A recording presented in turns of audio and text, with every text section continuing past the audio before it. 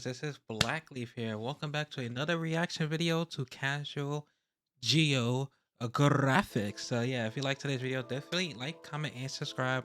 Let me know what you think of the series so far. And like I mentioned before in previous videos as well, give me some suggestions for other videos you'd like to check out. Of course, we got like all the Tier 2 stuff. There's a couple of other videos lately I've been like checking out that I might start doing some reactions to, like art-based reactions and things like that. So yeah, it's just definitely hit me up, let me know. All right there in the comment section. I'm down to react to a lot of things. Like I said before, I mentioned it in the past, but sometimes I react to a video.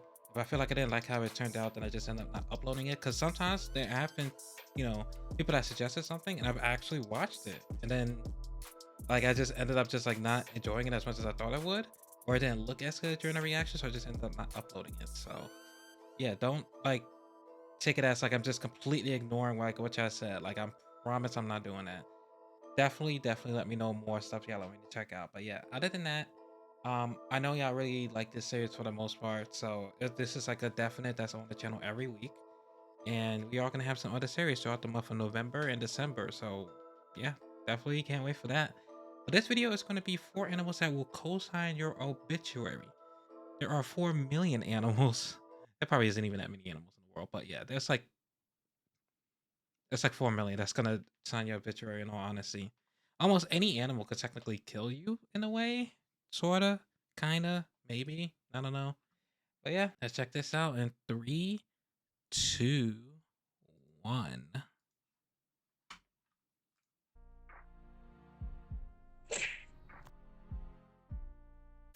So if you've been paying attention to these videos, you probably have a good idea of what animals you'd have to worry about if you ever got airdropped into the wild. And if there was a vote, there are just some animals that would easily Dude, make this the just Hood happened Nature in the Hall of last Fame. video. Just off the top of my head, you would have the African homicide horse, or as normal people call it, the hippo. You'd have the steroid Garfield that has a vice grip for a mouth. And of course, we can't forget the biggest op of all, the sea panda. But there are some animals that don't get nearly enough credit for how mean they are and how fast they can put your autobiography in the history section. And some animals you'd swear were designed with the specific intention of making life difficult for everyone else. Especially one of the animals on this list. So because this is my life now and I accept that, I'm going to give you 4 animals that are bigger menaces than you think and are way more dangerous than the average person is prepared for. And starting off, hey, no shade to lions at all, but there's a reason if you Google who's the real king of the jungle, you'll get a jaguar's mugshot. Jaguars are as close to a you from nature as you can get. They're the world's 3rd most brolic big cats, and since they can tip the scales at over 200 pounds, only lions and tigers are in a higher weight class. They can run at speeds of 50 miles per hour, climb trees almost as well as leopards, and they can body you on land or in water. They also have pound for pound the nastiest bite of any big cat and probably the most brutal way of turning you into a history lesson. Because unlike all other big cats, jaguars use that 1100 pound per square inch snare trap of a mouth to disable their prey, and they do it by penetrating their teeth through the skull and eventually piercing the brain.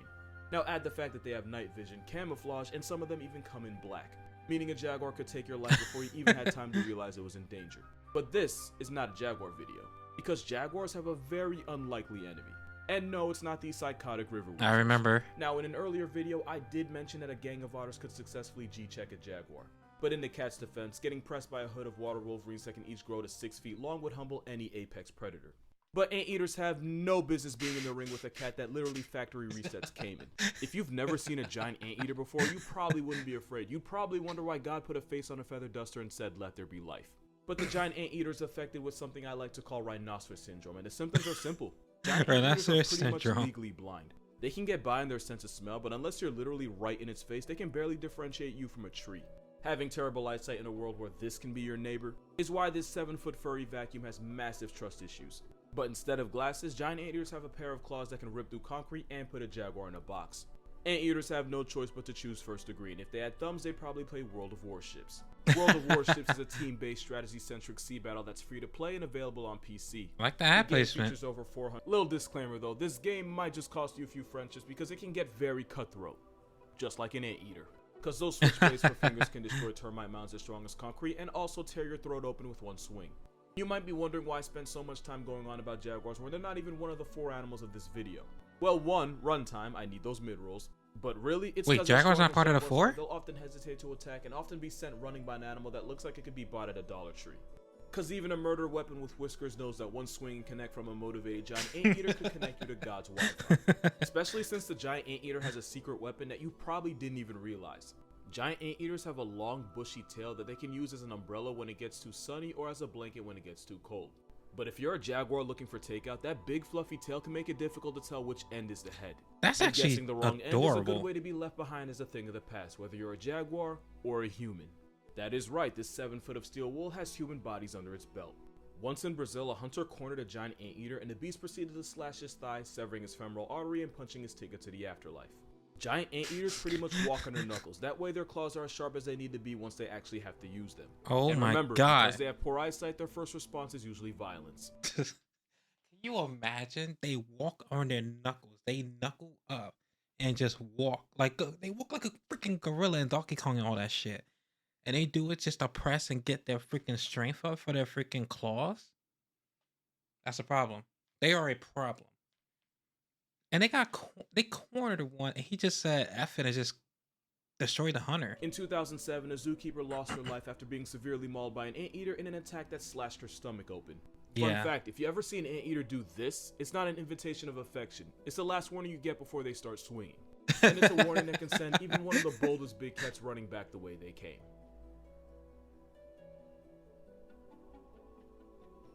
Now, to be fair, when you share an area code with nonsense like this, you have to treat everything equally as a threat. Zebras are exactly that, but on steroids. Thanks to the generational trauma of lions, hyenas, crocodiles, wild dogs, and each other. Trust me, I'll explain that later. These Oreo donkeys are one of the most homicidal animals that no one ever expects. Google what animal causes the most injuries to zookeepers and you might just get this panda pony's headshot. Because zebras, especially the males, are aggressive, possessive, territorial, and worst of all, unpredictable. Now add the fact that the heaviest ones can weigh 900 pounds with a kick that can shatter your ribs and a bite that can leave you with less hands than you started with, and you'll see why zebras are unironically one of the most vicious things zookeepers ever have to deal with. There's a reason we never domesticated them, and it's because they're just assholes with stripes. This barcode horse is actually closer related to wild dragging him by the hand? horses. So when a zebra is being an ass, it's because it's literally in his blood, and out of all the species of prison ponies, it's the Grevy zebra that seems to be the most on sight.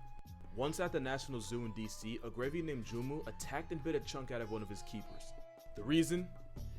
Well, if he had one, he didn't tell anybody. The attack was apparently so brutal that one of the Damas gazelles that witnessed it freaked out, ran full force into a wall, and proceeded to snap its spine. Cause he knew that not even witness protection could save him if Jomo decided to come for his life next. I've seen zebras kick the life points out of other animals for the simple crime of existing too close to them.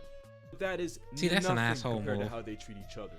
Male zebras are one-to-ones with each other for a chance to earn a harem of females of their own.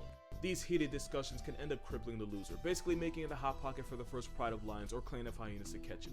And as you'd expect from an animal dressed in black and white, zebras stand for equality, meaning equal rights and equal fights. If a male sees a pregnant female, he'll repeatedly attack her until a pregnancy gets terminated, and these attacks often involve his penis. Getting put in a special victims unit causes the female zebra to release hormones. Hormones that cause the body to either reabsorb the fetus or straight up miscarry. But what if the baby's already born? You won't like the answer, and neither will he. Oh my fucking god. As with a lot of male animals, the zebra will personally erase any children that didn't come from, well, his. And some of these attempts involve drowning the zebra full, all while the mother desperately tries to save her baby. Zebras have a dark side that has nothing to do with their stripes and everything to do with their purely homicidal tendencies. And just like with lions, once a new male takes control of a harem, his first order of business involves Casey Anthonying any babies his previous leader might have left behind. All of that aside, zebras are a textbook example of a victim gaining power and becoming the bully. Zebras are just fundamentally f***ed up animals built on roid rage and the pain of generational evisceration.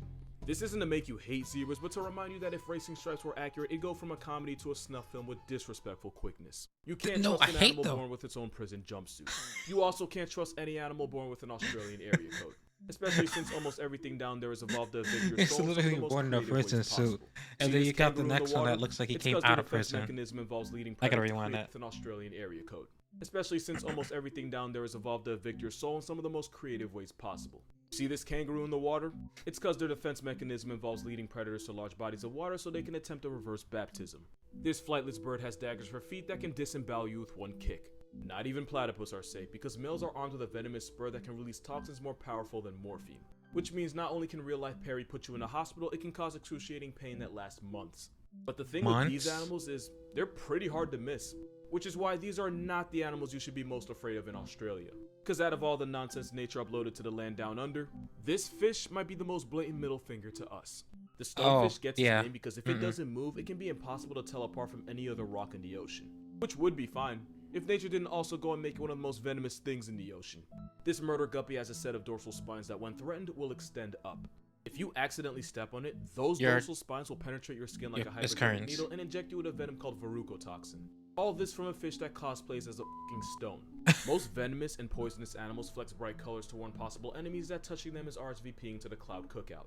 Poison dart frogs and coral snakes have their own gang colors for this reason. So having the most venomous fish on the planet also look like a pet rock is one of the biggest dick moves nature ever pulled. Not only can stepping on it threaten your entire way of life, those spines can shoot through the soles of most shoes. Once you've been stung, the countdown's already started. If not treated, the verrucotoxin can cause crippling pain and difficulty breathing, escalating all the way to convulsions and paralysis. Why is this person doing it barehanded? If you're lucky enough to be in the water when the paralysis hits, then you get to experience the worst and final symptom of them all. Oh yeah, and the harder you step, the more venom gets pumped into your body. Once the venom's inside you, it inhibits nerve impulses, which is why it gets harder and harder for you to breathe. And just for the record, out of all the animals this dude's been around, it was actually a stonefish that brought him closest to retirement from life. And because Australia, this hellspawn with gills can actually survive out of water for up to 24 hours. But if I'm being honest here, the chances of you being turned into a hashtag by this fish are very, very low. That's only it ain't zero. Because again, since it's it ain't so fucking easy to zero. This fish for a rock, seriously, there's 4 of them in this picture. Stonefish antivenom I thought it was just one administered in all of Australia. It would be number 1 if the redback spider wasn't a thing. And to add insult to excruciating, incapacitating agony, the stonefish doesn't even use its venom to hunt the way the blue ring octopus does. Between that and the fact that, again, it looks like a fucking inanimate object, there's almost no reason for this poisonous pet rock to be this toxic. Being that good at not being seen, but punishing people for not seeing you with venom that you probably didn't even need in the first place is why I can confidently say the stonefish is the most Australian thing alive. Yeah. It's like choosing invisibility as a superpower, but then emptying a clip on someone for accidentally stepping on your foot. It's a level of evolutionary dickery I'm that invincible, but I'm unfortunately still can be gonna found shoot in you. shallow tropical waters all around the world. Remember when I said a zebra is scientifically closer to being an ass than an actual horse? It is I an meant asshole. that in terms of zebras sitting closest to donkeys in the Equus family reunion, and in terms of donkeys being infinitely tougher than people Oh, no, that's ever the Gerudo given credit Valley. for. All jokes aside, donkeys are really just some hood horses. The reason donkeys are known for being stubborn is because they have a higher affinity towards self-preservation. Which is just my stuck-up way of saying, like zebras, the trauma of being constantly hunted has made donkeys more cautious, less trustful, and more likely to kick your chest in. Of course, a donkey can be a great companion, but only when you've earned its trust. But if there's one animal a donkey will never trust, it's anything that looks even remotely like a dog. Not only will donkeys defend themselves, they've been known to clap coyotes and then play with their ragdoll of a corpse. Yes, they hate them that much. As a rancher, if you had to choose between a 20-gauge shotgun and a donkey, you're better off choosing the horse with a Napoleon complex. If you don't have to reload a donkey, then boys is always on gun.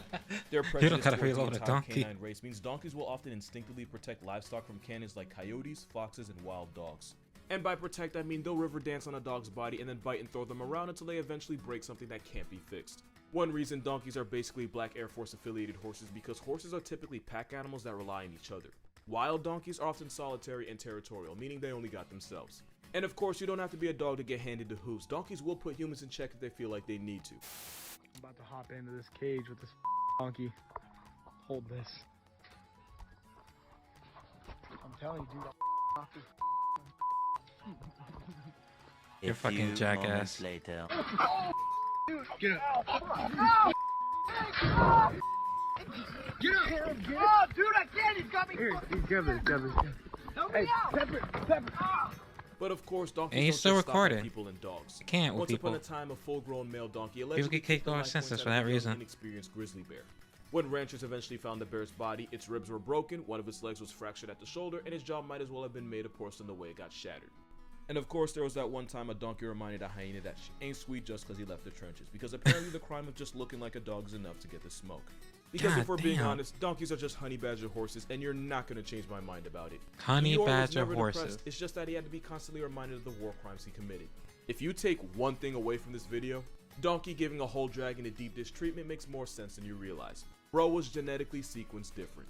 And that's 4 animals that nobody ever expects but will airdrop you to the gulag. If you like this video and this content for some reason, the link to my Patreon is going to be in the description. Hey, well, airdrop Becoming you a to the patron gives gulag. you access Let's to go. videos before I post them and even exclusive content that you might not see anywhere else. But as always, please don't feel like you have to spend money to support someone you've never met before. But please feel like you need to subscribe though. I'm not asking you, I'm telling you. Subscribing costs you nothing, but I'm not not asking you, subscribing I'm might telling just you. cost you your non-vital organs. Alternatively, subscribe or I'll send a giant anteater to your address and let him decide what happens next. And I can make it look like an accident, don't play with me. Better people have done worse for less. Alright, Peace out. Peace out. Yo, I love Casual Geographic's freaking videos. But yeah, like some of those animals are out of control. Like I've never seen an anteater. Yeah, I've never seen an anteater before. I actually have never seen them. Not even in like zoos or anything. Zebras I've seen, of course, but Jesus, I didn't realize that they were that terrible. That I forgot the name of that fish already. That one that's basically in Australia. Yeah, I have a friend that I want to visit in Australia, and I keep telling her I am terrified to go to Australia, but I really want to see it. And I get it, you're in a city, you're not really gonna see all that stuff, but still, it's like something's dangerous everywhere in Australia. And it's not even the people, it's the freaking animals and bugs and everything. Yeah, so and then donkeys.